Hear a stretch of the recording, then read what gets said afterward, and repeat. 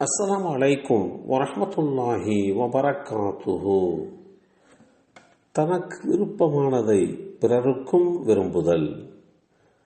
அல்லாஹுடைய தூதர் ஸல்லல்லாஹு அலைஹி வஸல்லம் அவர்கள் கூறினார்கள், எனக்கு முன் அனுப்பப்பட்ட எந்த நபியும் தாம் அறிந்த நன்மையை தமது சமுதாயத்திற்கு எடுத்துரைப்பதும் தாம் அறிந்த தீமையை பற்றி அவர்களை எச்சரிப்பதும் அவர் மீது கடமையாகவே இருந்தது. உங்கள் இந்த சமுதாயத்திற்கு அதன் ஆரம்ப காலத்தில் நலனும் பாதுகாப்பும் வழங்கப்பட்டது. ஆனால் அதன் இறுதி காலத்தில் நீங்கள் வெறுக்கும் பல சோதனைகளும் நிகழ்வுகளும் ஏற்படும். அதன் பின் ஒரு சோதனை வரும். அதைவிட அடுத்த சோதனை முந்தியதை இலகுவாக தோன்றச் செய்யும்.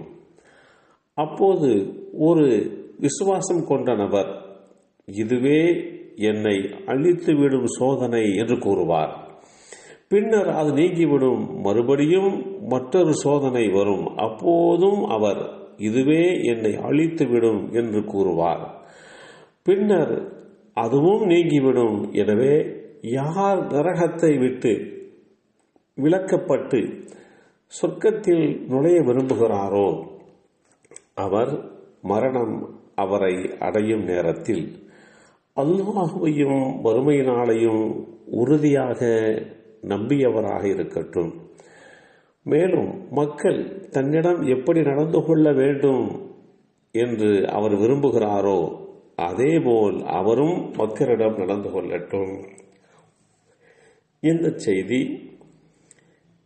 இப்னு மாஜா என்ற நூலிலே 3210 என்ற எண்ணிலே பதிவு செய்யப்பட்டிருக்கிறது.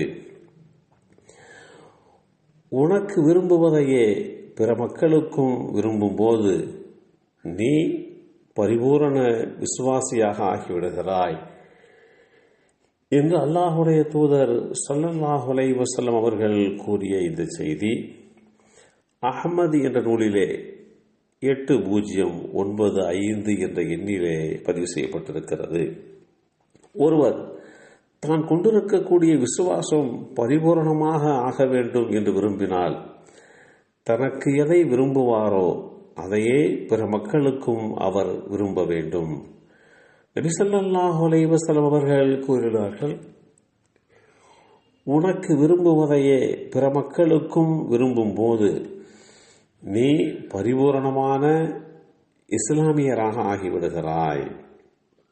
முஆத் பின் ஜபல் ரலியல்லாஹு அன்ஹு அவர்கள் கூறினார்கள், நபி ஸல்லல்லாஹு அலைஹி வஸல்லம் அவர்கள் என்னிடம் இறை நம்பிக்கையின் அதாவது விசுவாசத்தின் சிறந்த அம்சம் குறித்து வினவினேன்.